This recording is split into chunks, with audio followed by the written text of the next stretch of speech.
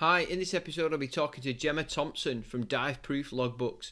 Over a brew we discussed the entries and winners to our collaborative underwater photography competition.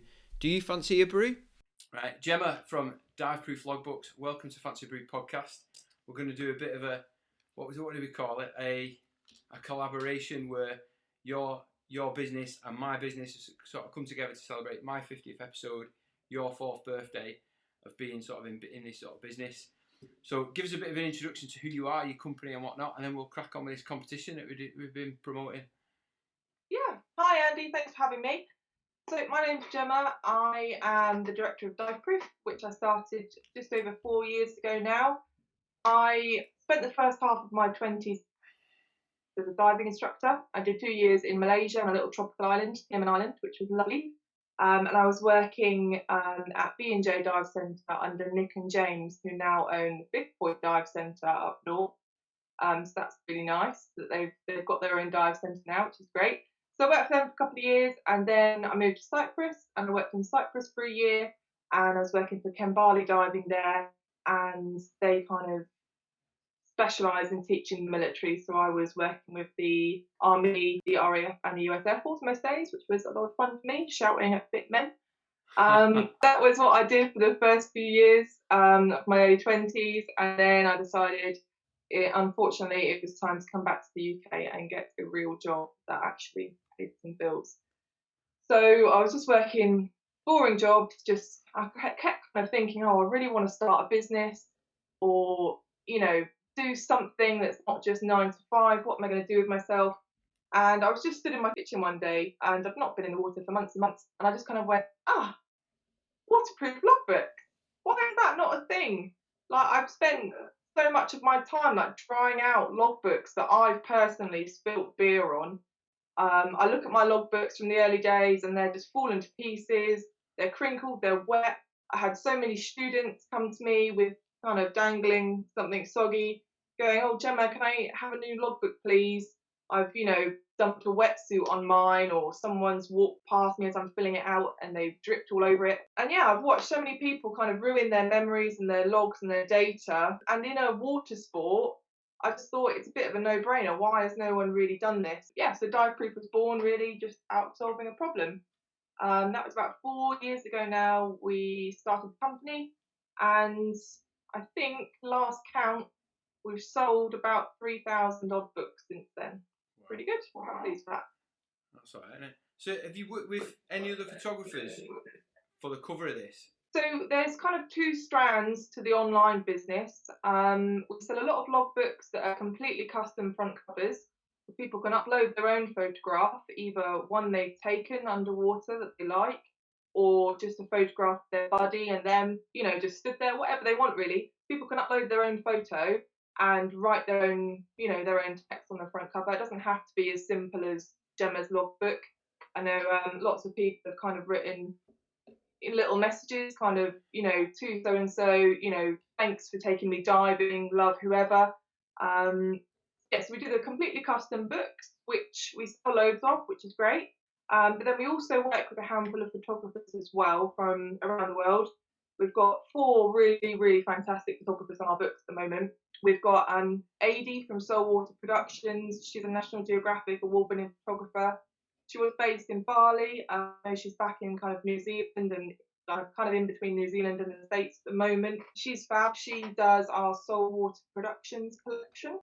We've got Lorenzo Ballerin, who again is an award-winning photographer. He gets featured on, PADI social channels all the time. And he was based in Ningaloo in Australia. But I think he's travelling the North Coast at the moment, because of coronavirus. We've got Stanley Buddyman, who's in Indonesia. He's fab. He really specialises in macros. He does these beautiful shots of nudibranchs with like perfect black backgrounds or perfect blue backgrounds. And then finally we've got Dive Into Life, which is Nico and Izzy, who are bloggers and they travel and they're all over the place and they send us our shots from all over the world. So those are our 4 photography. If people don't want to upload their own cover to the front of their logbook, then they can choose one of our kind of stock photos from one of our photographers instead. Do you still dive? Not as much as I used to. I must admit, I'm a bit of a fair weather diver. I don't do a huge amount of UK diving. The only diving I really like doing in the UK is when I'm doing stuff ghost fishing UK. Yeah. I know you were talking to Rich the other day. They're a fantastic charity. So when I've got a bit of purpose to my diving and we're there cutting nets off of wrecks or reefs or whatever, I'm fully on board with that, and that's kind of more or less the only kind of UK diving I do at the moment. Fair one. What kind of advertising do you do? Personally, I don't. I have the lovely Nat Sidebottom, used to work for Fathom.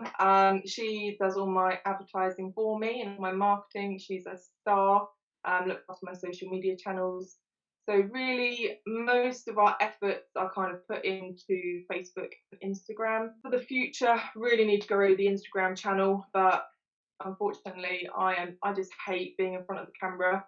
I find it really hard to talk about my business and myself, and this is why I pay Nat to do it for me, because I find it beyond cringe. So yeah, we need to grow the YouTube channel. That's on the to-do list. But what we've been doing recently is reaching out to some people all around the world, and we've kind of got them on board as content creators for us. So they're going to be known as our brand reps going forward, and they are people that are diving day in, day out, and they're going to take nice photos, nice videos of logbooks in action, kind of showing what they can do.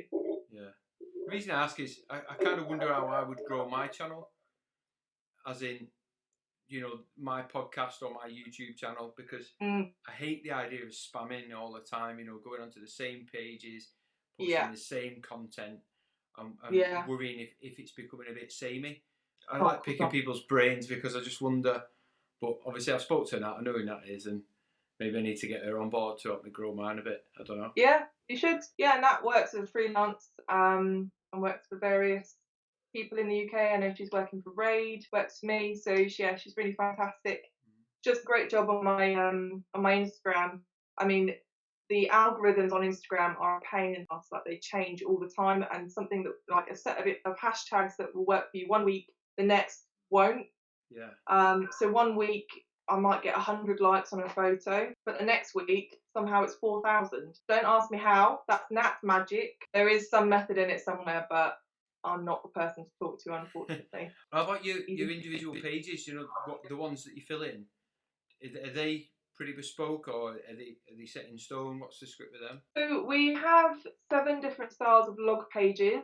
We've got 4 recreational styles. So the journal page, which is 1 dive per page, so lots of space for data. Great for new divers who want to keep track of their weight or their suit, or, you know, conditions, things like that. The duo page, which is 2 dives per page, a little bit more condensed. The quad pages, which are 4 dives per page, and then the pro military pages, which is like a table that goes across the double page spread. So it's just one line that goes all the way across per dive. So it's really just key info. And then we've got 3 tech pages.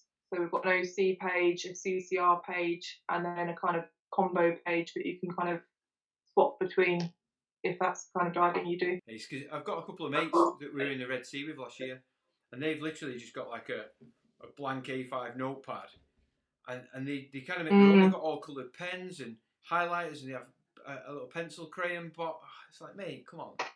But some people nice. Some people really thrive on doing diagrams. I'm too thick. I've not got the time and the patience or the technical know-how to even do half of the stuff they do. I love it, but I can't. Yeah, I do like. I see on Instagram some people like make their own stamps, and then they stamp the kind of the log layout onto pages. Yeah. And as you say, they put stickers all over it and draw like amazing photos or amazing pictures or whatever of what they've seen. And I love it. I love the enthusiasm. Like you, it's not something I could ever keep up with. I could probably do it for 1 or 2 dives, and then it would just, you know, fall by the wayside. For me, the most important thing about logging dives is that the data you log needs to be useful when you look back on it. Like, the reason I designed the log pages the way I did was because, as an instructor, when I was using logbooks by a particular organisation, cannot be named, I found that I was getting my students to record how much weight they had on, or record their exposure suit, and record the temperature of the water, which is all fine, all stuff that does need to be noted down. But if you're a holiday diver, in 6 months' time or a year's time, you look back on that information and you think, well, great, I had 4 kilos on and I was wearing a 3 mil shorty. Okay, whatever. But it doesn't actually mean anything. So what I did when I kind of designed my own log pages, got a little example here. Don't know if you can see that. Yeah, yeah. So where you write the water temperature and you write your suit, so whatever exposure protection you had on, there's a space to kind of tick hot, cold, or ideal. Right. So when you look back at what you were wearing in what temperature, you can tell if that was actually appropriate for you. Yeah. And it was the same thing underneath. I'll be ticking cold on every single one of them, me. Well, yeah, you and me both. Yeah, it's the same thing underneath, like fresh water, salt water, what kind of cylinder you had, and how much weight you had on. And then again, all of those factors obviously influence buoyancy. Yeah. And then you can tick if you were overweighted, underweighted, or ideal. Yeah. When you look back at that data, you know, maybe you were wearing 3 kilos, but you ticked that you were underweighted, so that you know next time to add a kilo. So that data that you've recorded, it actually serves a purpose for your future dives. So that was the main kind of change that I made. Yeah, for me, that's the most important part of logging dives. Cool. So what brought us on to doing this competition then? So the competition then, I mean, like, it's your 50th podcast. It's my 4th birthday. It's nearly Christmas. It's been a shit year. Why not give away some free stuff and get people to show their photography and see if we can find a new photographer for our logbooks? That'll be good, won't it? So I've promised, I don't know if you saw this, but I promised that whoever wins, I'll send them one of my mugs. So it's kind of like we're both giving something rather than it's just getting you on. So they'll get one of my mugs if they want one. Probably not. But anyway, so we've got quite a few entries, haven't we? Which one do you want to do first? Should we do the number generator one? Yeah, do the number generator. So as you guys know, we had a post on Facebook, you know, advertising the competition. And the first part of the competition was just win a logbook. So you can choose whichever logbook you like, whatever photo, have whatever words on it, win whatever you want. And all you had to do was comment on our Facebook post saying how many dives you did in a normal year. So I've gone through, as you might have seen, I've gone through and given every comment a number. And Andy is just going to plug those numbers into a random number generator. And he's going to pick a winner. Simple as that. Right, so here we go. See if hopefully this works. So now you should see number generator. We've got 1 to 28. We have 28 entries. So I'll just click generate. Here we go. Good luck. And number 2, second person. I don't know who that was. Have you got names there? Whoa! Second person. Let's have a little look. Number 2 is Zora Burnhan. Hope I've said that right. Sorry if I haven't. Which is nice actually, because they commented saying, please choose me, please. So that's really nice. So Zora, you're doing 20 dives a year and you're going to work on your rescue course, you tell me, and you hope to become an instructor. So that's nice. So you've got a free book coming your way. So I will drop you a message in the next few days or get in touch with me and we can sort that out for you and have whatever you like. Nice one. Nice little Christmas present there for him. The next part was a much harder competition to sort of enter and perhaps even place. We got quite a few decent entries, didn't we? Yeah, we had some amazing entries. I want to say thank you so much for everyone who took the time to pick out their photos and send them over to me. Me and Andy and Nat have had a good look through them and it was tough, but we have finally picked a winner. So we had some really, really good photos. So a little bit of feedback, you know, if yours didn't win, one of the main things we were looking for were photos that worked well when they were cropped to A5. So if yours didn't place or yours didn't win, then probably the reason was that the subject of the photo, you know, for example, if it was like a shark that was swimming across page, to crop that to A5 and have enough height in the photo and still keep the subject in might have been tricky. So a lot of photos actually didn't work for that reason. So it probably wasn't the fact that it was rubbish. We had everything we had was really, really good. It was just what would work for our logbook. So saying that, we had some runners up which were really good and they're going to get a special mention from me now. We had Holly Stanton. Holly, those were lovely photos you sent. I loved the little clownfish in the anemone. They were really sweet and we really liked the mantis shrimp, peacock mantis shrimp. The colours were just so good. So well done, thank you for sending those in. We also had Dr. Lauren Smith send us some photos. She's a marine biologist, and they were amazing as well. I loved the bobtail squid, he was so cute, and the little dog shark or dogfish. He was really lovely. He had a little cute smiley face, and he was kind of lying in the starfish, and it was really, really nice, but just couldn't quite work cropped down to A5. But thank you anyway. We loved seeing them. And then another big thank you to JD Scuba, Jake Davies. I know we see you all the time on Instagram and stuff, so thanks for your support and thank you for sending your photos in. It was really lovely to have some from UK waters. We really liked the split shot you sent us with starfish at the bottom. That was amazing.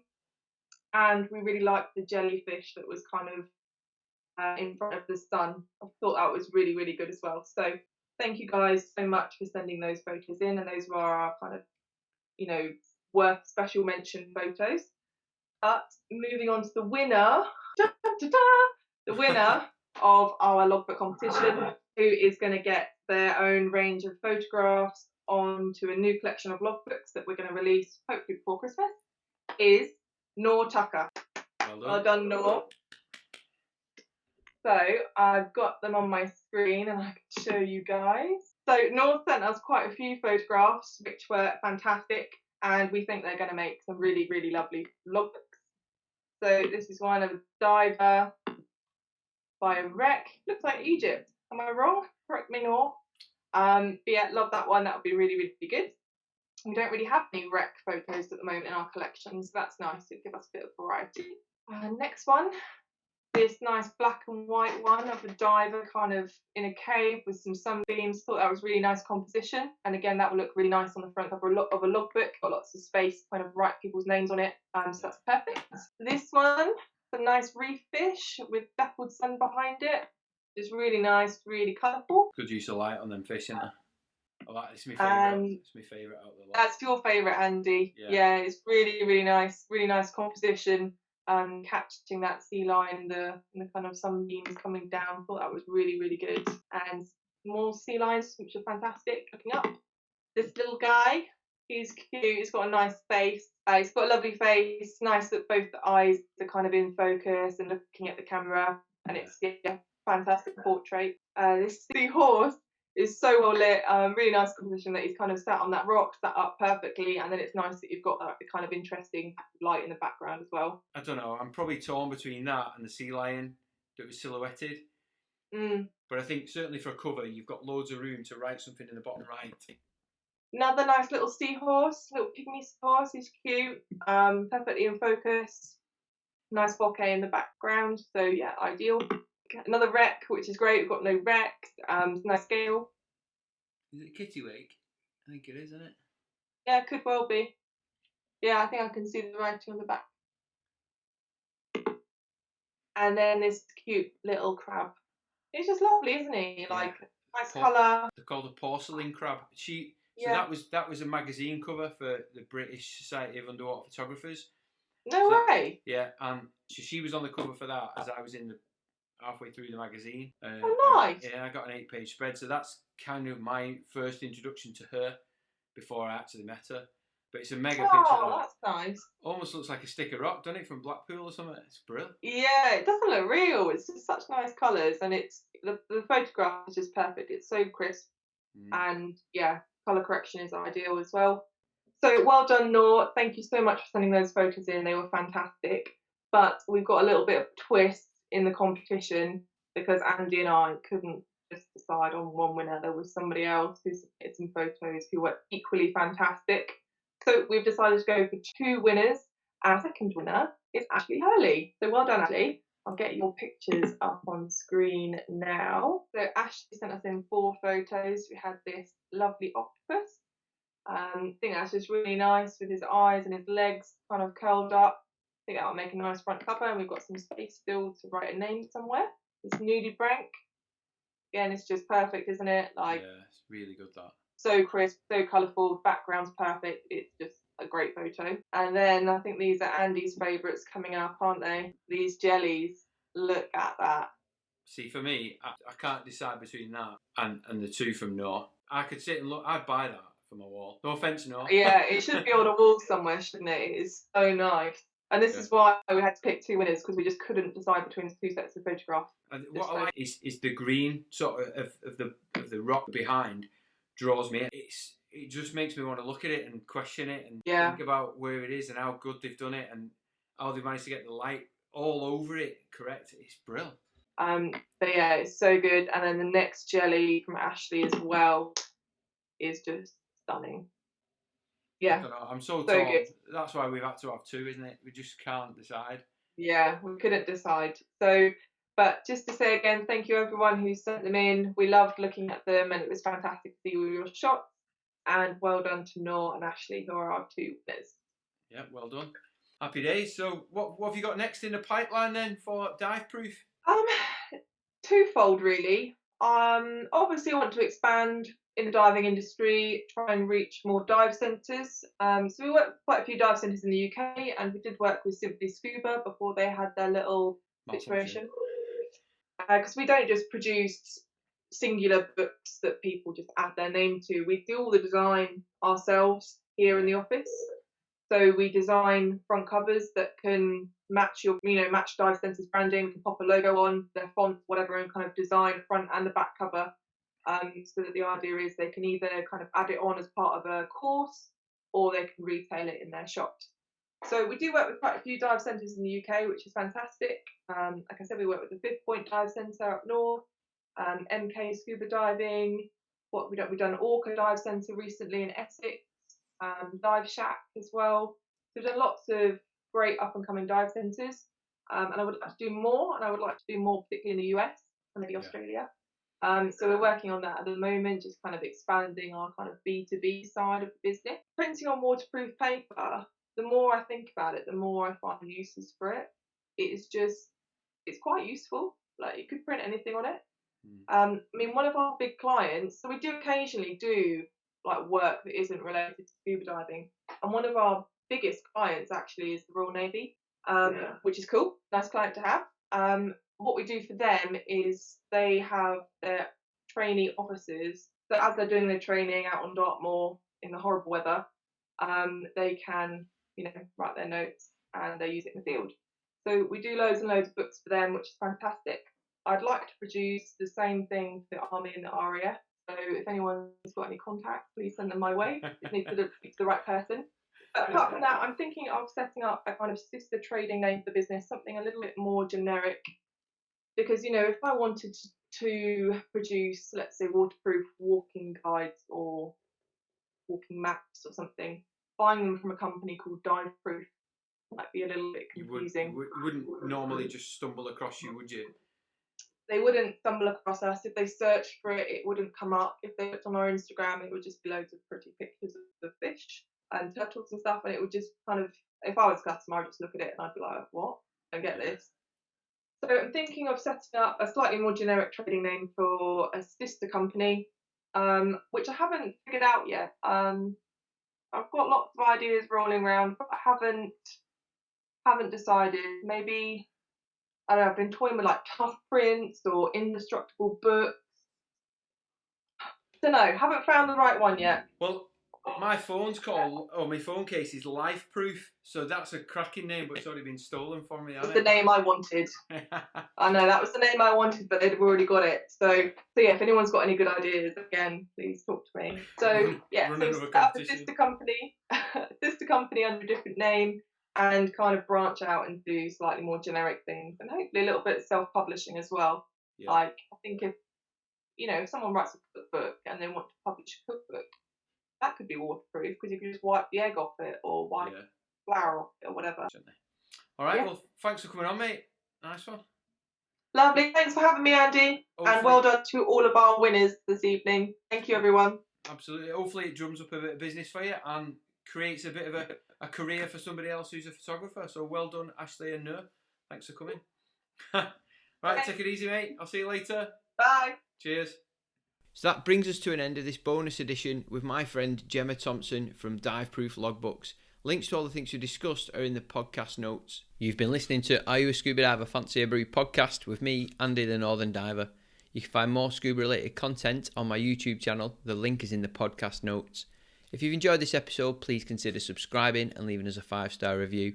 And to become a patron of the podcast, visit www.patreon.com/FancyABrew. There you'll be able to see the different levels of subscription and how to join the Fancy a Brew community. If there's someone or something you'd like us to discuss, please let us know via our Facebook page. Thanks for listening. See you on the next one.